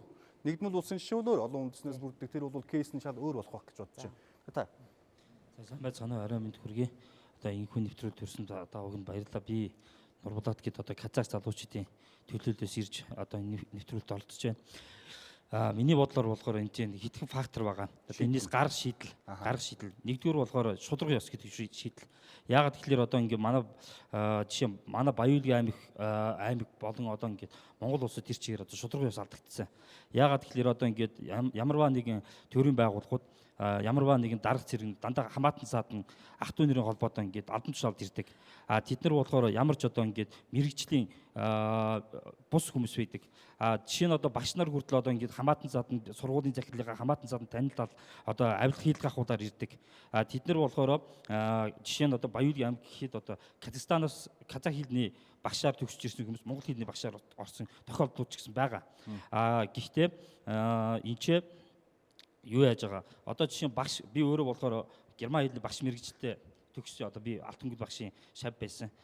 Тэгэхэд одоо би өөрийнхөө амьдрал дээр юу ойлгосон бэ гэхээр жишээ нь багш хүн болохоор сурагчийнхаа яагаад ингэ хэл сурахгүй байгаа юм бэ? Яагаад ингэ юу яаж байгаа юм бэ? Тэр зовлон саад бэрхшээлээ бас өөрөө мэдрэх ёстой. Гэтэл манай багш нар ямар ч мэдрэмж байхгүй. Тэрийг болохоор яам одоо холбогд байгууллагуудад манай Баян-Улгийн аймгийн боловсролын газар хүртэл одоо яамдуудаа ингэ холбоотой нягт ажил хийж чадахгүй байна. Дандаа танилцаад хамаатан заатныхаа авилга хийлгэх ахуулгын ачаар ингэ авлан тушаа томилогдоод ирчээд тэгээд ингэ тэдний одоо буруугаас бүхэл бүтэн одоо өнөөдөр гасан нэвтрүүлгээр үндэстэн буруутан болж байна. Тэгэхэд одоо ингэж маш харамсалтай энд одоо ганцхан шийдэл төр засгаас авахуулаад бид нар шударга байх ёстой. Тийм учраас одоо хоцрогдсон одоо хөгшин энэ одоо их хурлын гишүүдийн одоо бодол санаа одоо хаях хэрэгтэй. Бид нар одоо ирээдүйд одоо залуучуудын шин төлөвлөгөө боловсролын одоо хууль нэмэлт өөрчлөлт оруулах хэрэгтэй гэж би бодож байна. Ингэж шаардах хэрэгтэй байхгүй юу? Та бүхэн ч гэсэн шаардаад явах хэрэгтэй байхгүй юу? Ажиллаа хийгээч гээд шаардаад бас шаардлага өгдөг. Бид нар залуучууд одоо бид нар энгийн иргэж шаардлага өгдөг. Гэтэл одоо аймгийн засаг захиргаа жишээ нь их хурлын гишүүд хүрд одоо бидний одоо өөрсдөр минь одоо юу яахгүй ч гэсэн хамаатан заатан одоо бидний хамаатан заат одоо найз нөхдүүдийн албан тушаалаад нь далаалгаж одоо ингээд юу яадаг асуудал зөндөө гардаг. Одоо ажиллаас нь чиний ахыг чинь гадна шүү. би чиний дүүгийг чи ажлаас нь гаргах шүү гэдэг тийм дарамтууд маш их ирдэг ойлголоо. болохоор Та бол бидний дууг шударга одоо асуудал энэ ярьж байна. томчуудад хүрч чадахгүй байна. Ойлголоо. Баярлалаа. Та санал хэлж байна. За энэ амар амгалан айлтгий. За би нэгдүгürt энэ боловсролын салбар гэдэг чинь зөвхөн баян үлгийд ийм асуудал биш шүү дээ. Монгол улсын асуудал болчихсон. Эндээ шийдэл гаргадаг хүмүүс байхгүй л байна. Манай төлөөл баян үлгийн төлөөл болсон 3 их хурлын гишүүнд 5 хүн өрөхгүй байсан. Аймгийн удирдлагууд бас ирж чадахгүй бол бас дараагийн хилцүүлэгт юм бол оролцуулбал. Хоёрдугаар сая хилнээс гадна уул усны нэршил, годамжны нэршлийг ярьж л байна шүү дээ. Жишээ нь одоо Цэнгэл сумын тэр ушгараа гээд Цэнгэл сумын уугууд иргэд мэдэх болохоос биш. Хажуу хөрш цагсай чумын хүмүүс тэрийг мэдэхгүй. Газар зүйн одоо газрын даргынууд яамны нэг дарга ярьж л байсан л та. Бис богдаа гээд 5 богдыг нэрлэж болохгүй гэд. Яагаад болохгүй гэж. Тэр чинь яг юун дээр одоо нэршлэн те хуулийн баримт бичгээр 5 богд гэд байж л байна шүү дээ. Тэнд байгаа зүгээр иргэд нь бис богдоо гэд хэлнэ. Тэр уул уусны үндэсний өөрсдийн хиллэг бас байж болно. Бид яг энэ удаад энэ өнөөдөр биднээс 3 төлөөл казак иргэдийн таны ММБ-ийн удирдлагуудаа дарга нартайгаа бүх хүмүүстэй уулзаад энэ асуудлын талаар ярилцсан. Тэгэд би бас нэг нуршмааргүй байна бас. Зарим хүмүүс энийг яриг. Гэхдээ энэ асуудлын бас шийдлийг гарцын бас биднээс хоорондоо яриад дараагийн асуудал хамтраад ажиллахаар тийм болсон. Тийм учраас бас тэгэхээр дараа ахиж энэ хүндэгдэх асуудал зөндөө байгаа учраас одоо ихэ гарц шийдэл дээрээ тодорхой зүйлүүдийг хэлээ явж гээ. За Бакиг гүшүүн. Тэгэхээр яг би бол энэ миний шийдэл бол юу гэх зэрэг энэ одоо төрүүчийн нэвтрүүлэг одоогийн энэ хэлэлцүүлгийн хувьд бол би нэг л зүйл хэлэх гээд байна. Тэгээ тэр юу гэх зэрэг энэ одоо Монгол казак түмэн бол Алтай одоо улсыг эргэн тойронд бол мянган жилийн буурал түүхийг хамтдаа ялэж хамтдаа жаргал зовлон өдий өртөл туулж ирж байгаа. За бид бас хоёр талда дэлхийн хэд их хоёр том хөрштэй байна. Эднэртэй харьцуулахад бид дэндүү хэд цөөхүүлээ бай шүү. Ийм цөөхүүлээ байж бид бие биенийгээ сэтгэлд сэв суулгаж болохгүй. Бие биенийгээ гомдоож болохгүй. Аль болох эв нэгдэлтэй байгаад энэ бүх асуудлаа эвтээ сайхан шийдэх ёстой шүү. За ингэж шийдэхэд хэвлэл мэдээллийн хэрэгсэл тэр дотроо Монголын үндэсний олон нийтийн телевиз онцгой үүрэгтэй байх ёстой. Энэ үүргээ сайн одоо билүүлээрэ. Бид хамтарч ажиллахад бэлэн байна. Бид бүхэн яг өнөөдрийн төлөвийг шийдэл хийх гээд асуугаад байгаа нь бас тийм үүрэг. За. Би одоо тэр англи хэлийг сурж байгаа нөхцөл байдалтай казак хэлийг сурах нөхцөл байдал шал өөр шүү. 1700 км-т алс байгаа. Ихэнх нь малчид. Тэр хүмүүсийн гадаад хэл сурах, хоёр дахь хэл сурах боломж Улаанбаатарт байгаа Баян айлын тансаг хүүхдийн, мөнгөтэй хүүхдийн англи хэл сурахтай харьцуулж ярьж бас болохгүй шүү те. Тэгэхээр би ганцхан шийдэл хэлье. Хос хэлний боловсролын бодлого гэж би түрүүнд нэгсэн. Би энийг хос хэлний боловсрал болон соёлын бодлого гэж нэмэхгүй болохгүй мэн гэдэг энэ хэлцүүлгээс харлаа. Сэтгүүлчдийн хандлага тий ер нь манай үндэсний олон хүмүүсийн хандлага ямар байна вэ гэхээр үл ойлголцол байна. Тэгэхээр энийг арилгадаг арга зам нь юу вэ гэхээр олон соёл хоорондын харилцан ойлгох. Казакийн ард түмэнд Монголын ард түмнийг ойлгох. Монголын ард түмэнд казакийн ард түмний соёл, түүх, уламжил, ёс заншлыг ойлгох. Энэ бодлого, соёлын бодлого зэрэг явахгүйгээр одоо ингээд сошиалыг чарсан, энд байгаа уур амьсгалыг чарсан гэсэн дандаа буруутгасан. Тухайн ард түмнийг буруутгасан байна гэдэг бол би эмзэглэж гомдол авахур мөчөд төсөөлөл казакууд нэг тэгдэг. Казакууд тусгаар тогтноход байгаа. Казакууд монгол хэлийг сурахгүй байгаа гэсэн энэ прежудис гэж шилдэг. Ухар мөчөд төсөөлөл манай үндэсний олонх дотор байна. Энийга сэтгүүлч нь байна уу? Оюутан нь байна уу? Боловсролын хүн байна, монгол хэлний хүмүүс байна. Засаач. Бидний хандлагаас энэ үүдэлтэй шүү. Бид нар эхлээд өөрсрөө харах хэрэгтэй шүү. Ганц За өмнө юм шиг. Дараа нь би дуусна. Энэ бол маш чухал зүйл байхгүй юу? Энд бол ганцхан одоо казакийн ард түмэн, Баян аймгийн ард түмэн бол бид бол харилцсан бие биенийхээ соёлыг хүнддэг ард түмэн. Эхний одоо түүхтэй гэд би түрүүн хэлсэн. Ганцхан зүйл одоо энэ анхаармаар байна.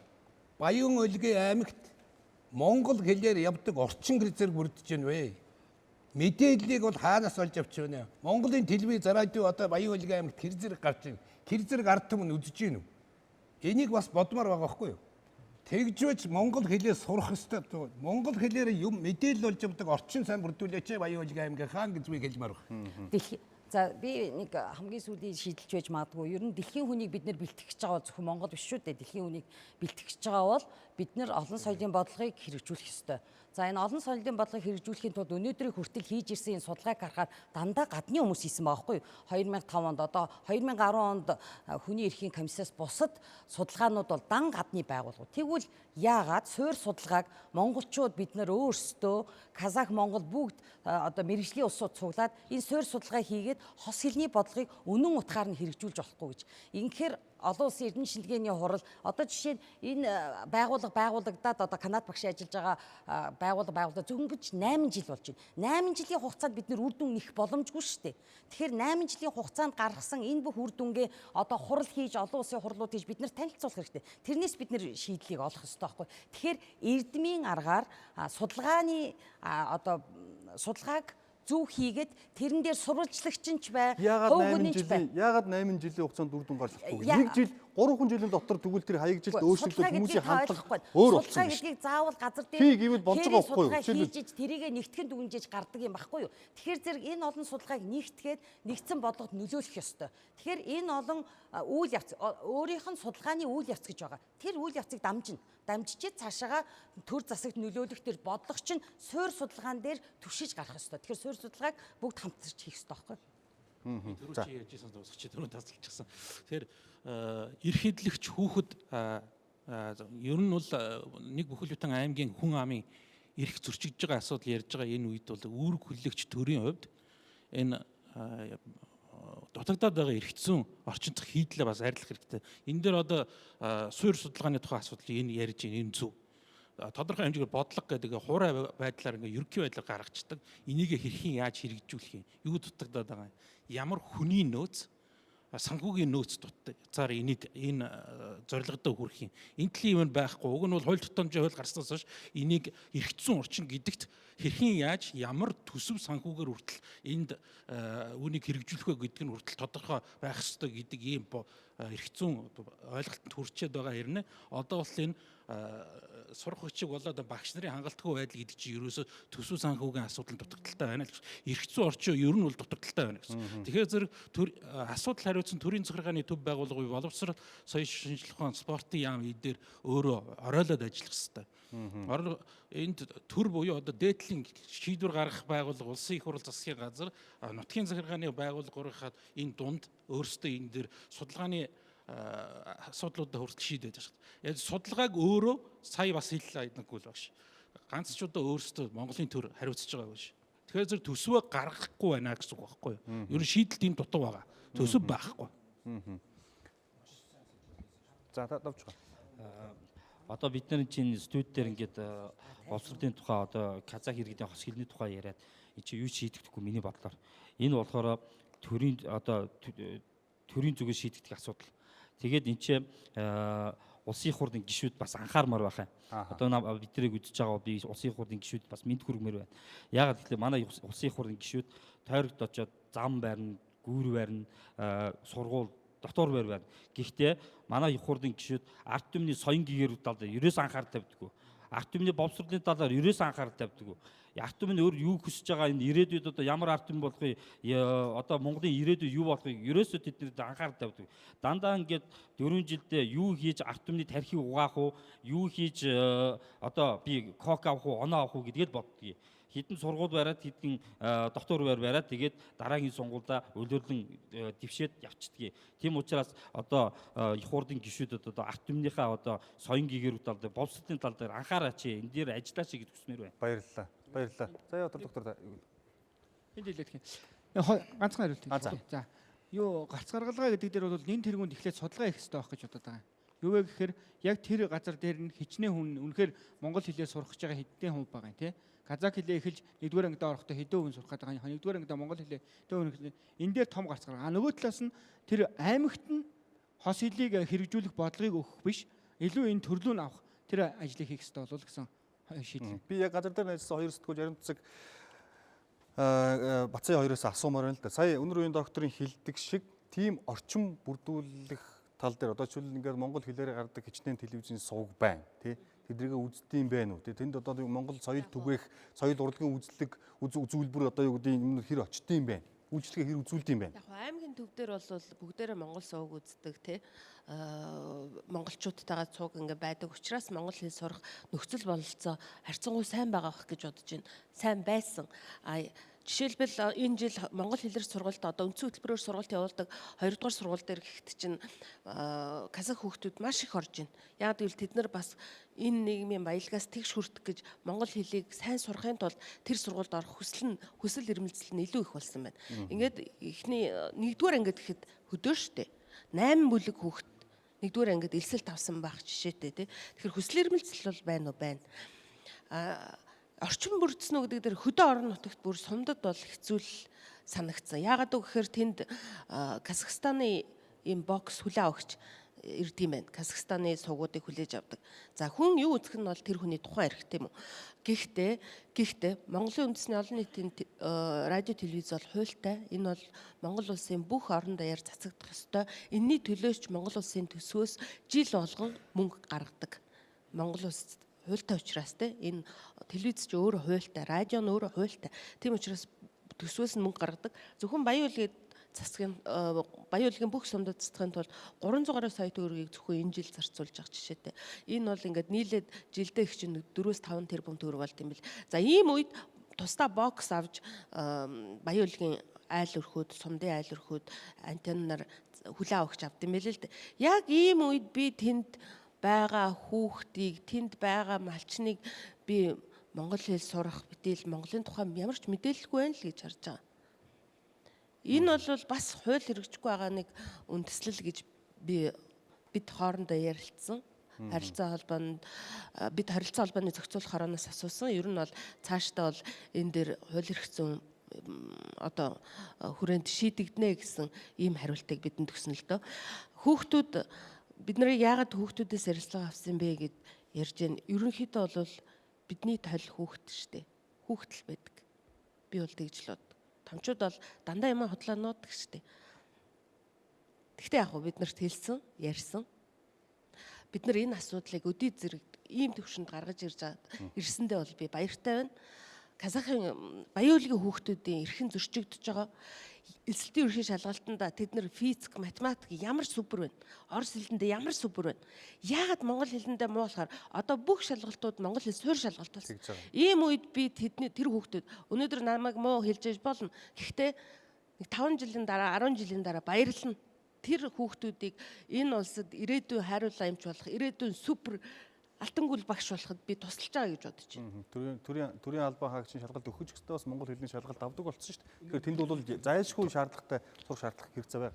Тий одоо тодорхой шийдлийн тухайд байна шүү дээ. За олон зүйлүүд төр төрийн бодлого за тэрний бодиттой тодорхой ажлаас эхлэх ёстой. Би 3 зүйл өглөө. Тэр Баян уулгийн аймагт энэ хэлний боловсрол юуг хариуцж байгаа тэр газрын эхлээд шалга, ажлаа хууль хэрэгжүүлж байгаа шалга. 2-дугаар бүх монгол хэлний багшаас нь шалгалт ав. Монгол хэлийг үнэхээр тэр багш нар нь хэн мэдж гинэ гэдгийг шалга. 3-дугаарт казах хүүхдүүд зааж байгаа тэр монгол хэлний сурах бичгээр анализ хий. Энэ үнэхээр одоо энэ хүүхдүүдийн шаардлагыг хангах үз сурах хүчиг байна уу гэдэг дээр. Энэ зүйлээс л эхлэлтэй. За дараа нь нэг зүйлийг бид их тодтогч хэлэхгүй бол түрүүн одоо хөндөгдөж байна. Монгол улсад мөрдөгдөж байгаа энэ хууль тогтоомжоос давсан тийм хэлний хэрэглэлээ хэрвээ одоо тухайн газарт байдаг бол энд хуулийн хайчил ажиллах ёстой. Хэлний хуулиа мөрдөх ёстой, төрийн хуулиа мөрдөх ёстой. Дараагийн нэг тодтогч хэлэх зүйл дээр бол бид нар монгол хэлний багш гэж ярьж байна. Казах хүн заадаг монгол хэлний багш, монгол хүн заадаг монгол хэлний багш гэж байхгүй шүү. Монгол хэлний багш нэг л бий, арга зүйн шийдэл нь өөр асуудал. Тэгэхээр бид нар бас ингээд юм яг одоо зүйлдээ казах хүн заадаг монгол хэлний багшийг тусад нь бэлдэх. Монгол хүн заадаг монгол хэлний багшийг тусдан шийдэх гэсэн ийм бас жаахан инээд дүнтэй рүү явах юм бол бид нар өөрсдөө бас Саулгүй арга зүйн хувьд л өөр байх хэрэгтэй. Тий, арга зүйн шийдэл нь өөр байх хэрэгтэй. Өөрөөр хэлбэл тухайн зорилттой бүлэг нь ямар хүн байгаа юм бэ гэдэг дээр хэлийг заах арга зүйн шийдэл өөр байгаа болохоос биш. Орос хүнд монгол хэл заадаг монгол хэлний багш. Тийм үү? Хятад хүнд монгол хэл заадаг монгол хэлний багш. Ингээд өөр үндэстэн заадаг монгол хэлний багш гэдэг тийм ойлголт бол хизээч байхгүй. Арга зүйн шийдлийн асуудлаа л ярьж байна. Арга зүйн шийдлийн асуудал. За тэгэхээр ингээ Баяуулгын аймгийн тэр боловсрол соёлын газраас гаргасан тэр нөгөө юуг харъя. Ямар нөгөө журам хөтөлбөр боловсруулсан байдаг вэ гэж. Тэгэхээр нэг хэд-хэдгээр ангидаа хэдэн цагаар ямар хичээл үзэх ёстой вэ гэдэг манай өмнөх нэвтрүүлгийн багийнхан гаргаад ирсэн байсан. Энэ хэсгийг бүгдээр үзье.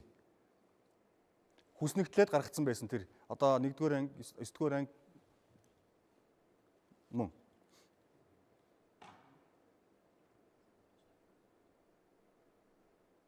(2014 онд Баяуулгын аймгийн иргэдийн төлөөлөгчдийн хурлаас хос хэлээр сургалт явуулдаг сургуулийн талаар баримтлах аймгийн бодлого чиглэлээ баталсан байна.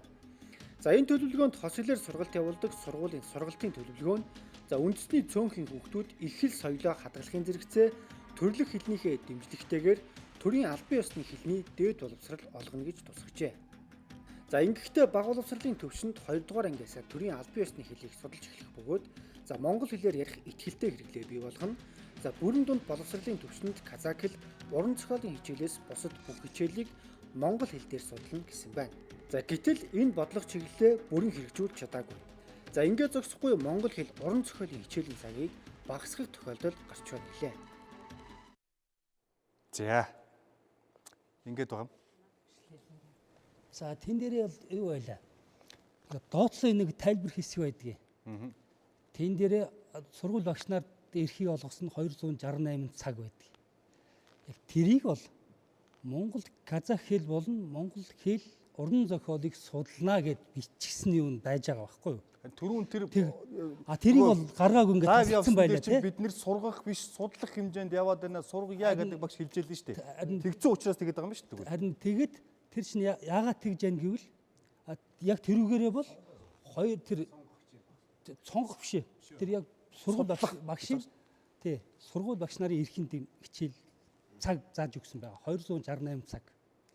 Тэрийг тэр цагаараа казах хэл болон монгол хэл уран зохиолын хичээлийг судална гэж заасан байгаа. Тэр бол хасавч бүр нэмэгдэх боломжтой байгаа байхгүй юу? Тэр яагаад нэмэхгүй байгаа вэ? Яагаад тэгсэн бэ? Боломж байна гэдэг ахыг тэгсэн мөртлөө нэмэхгүй шүү дээ. Өөр хассан гэж энэ яриад байгаа байхгүй юу? Харин яагаад тийм хассан харагдаад байгаа гэвэл тэр казах хүүхд бол 7 хоногийн цагийн ачаал нь монгол хүүхдээс 2 цагаар илүү байдгийг. Илүү. Тэр өдрийн ачаал нь бас нэмэгдээд явдаг. Өдрийн ачаал нь 7-оос 8 цаг. 8 цаг. Энэ дээр юу харагдаад байна гэвэл нэг өглөө 8-аас 90 тий? Өглөө ходотоо бүр 2 цаг хүртэл хичээлнэ. Тэгээд дараагийн ээлжийн хичээл байна. Тэр шин зохицуулж болно шүү дээ. Харин тэрийг зогсуулж байгаа нь тэр байхгүй юу? Тэгээ нэмэгдүүл зохицуулахаар ямар хэрэггүй тэр чинь. Харин тэр цагаар нэмэгдүүл зохицуулах боломжийг ингэж бичээд өгсөн байхгүй юу? Тэр өгсөн байна. Ахлах ангид монгол хэлээр одоо тэр казах уран зохиол хэлний хичээлээс бусад хичээл бол монгол хэлээр явна гэдэг чинь хэрэгжихгүй байгаа байхгүй юу? Тэрийг бол та бол эсэргүүцэж хэрэггүй. Тэр чинь хэрэгжихгүй байгаа байхгүй юу? Тэгэлэр 12 дугаар анги төгссөн хүүхэд монгол хэлгүй ирж байгаа байхгүй юу? Тийм. Олон сургуультай гэж. Харин ийм сая энийг бол харин юм байхгүй юу? Энд боловсролын сайд тэр хичээл болгоныг зоогоо цагийн ард нь тавьсан байна шүү дээ. Тэн дотор казак хэл орж ирэх хэрэгтэй шүү. Хэрвээ үнэхээр хос хэлний сургалт явдгийм бол ягаад казак хэл одоо сурах цагийн ороод ирсэн байна. Орж ирж байгаа. Ороод ирсэн байна. Үгүй тэр чинь аймаг өөрөө зохицуулна уран зохиолын харин тэгж байгаа байхгүй юу? Хэрэг төгөөсөө зохицуулсан бол тэр хүмүүс уран зохиолын цагаас хасаж казак хэл дээр тавихгүй байхгүй. Төрийн бодлого байхгүй гэдэг чинь ингээл бүх юм дээр илэрч гарч ирээд байгаа. Тэр аймаг казак хэлний цаг гэд боловсролын ам баталж өгөөгүй хахад хаанаасаа цаг гаргаж ирэх юм. Аль нэг хичээлийн цагаас хасж ижил казак хэлний цагийг гаргаж ирж байгаа байхгүй. Энд чинь би Монгол улс казак хэлнийхаа бодлогыг хос хэлнийхаа сургалтын бодлогыг гаргаагүй учраас сайд нь ийм казак хэл заах цаггүй хөтөлбөр боловсруулчаад тэрийг аймаг зохицуулж. За баярлалаа. Тэгэхээр цаг дуслаа. Бид өнөөдөр бас чухал сэдвийг хүндсэн учраас 15 минут сунгаж өнөөдрийн хэлцүүлгийг хийсэн ч үгүйдээ хэлээ. Тэгээд сунгасан цаг маань дуусчлаа. Тэгээд та бүхэндээ баярлалаа. Баяуулгын аймаг бол одоо 80 жилийн ойгоо ирэх жил тэмдэглэнэ. Тэгэхээр энэ 80 жилийн ойн босгон дээр бид бас энэ чухал асуудлыг хөндөж аваад хэн нэгнийг болон шахах гэж өнөөдөр оролцсонгүй. Асуудлыг хэлцлээ. Хос хэлний бодлого баримтлах хэрэгтэй юм байна. Заах арга зүйдэрээ анхаармаар юм байна. Тэгээ одоо хэнийг ч одоо орхигдуулж болохгүй энэ бүх нийтийн боловсролд бол бүх нийтийг хамруулах ёстой. Тэгэхээр энэ анхаарлаа хандуулах ёстой гэж үзсэн. Тэгэхээр Баян-Улгийн аймаг бол 105 мянган гаруй хүн амтгаас 90 мянган гаруй нь бол казак үндэстэн байдаг. Тэгэхээр ийм хүмүүс байна. За төрийн өмчийн 37%, өмчийн 6 буюу нийт 43 сургууль байдаг юм байна. Энэ сургуулиудад монгол хэлээр заах цаг нь ихсээсээ арга зүгээ бас багш нарын арга зүгээ сайжруулаасаа багш нараа сургаасаа сонгогдсон төрийн түшээд нь ажилласаа хийгээсээ бас та бүхний шаардлага хүлээж авдаг байгаа гэж хүсэж байна. Баярлалаа үзэгчдээ. Баяр та.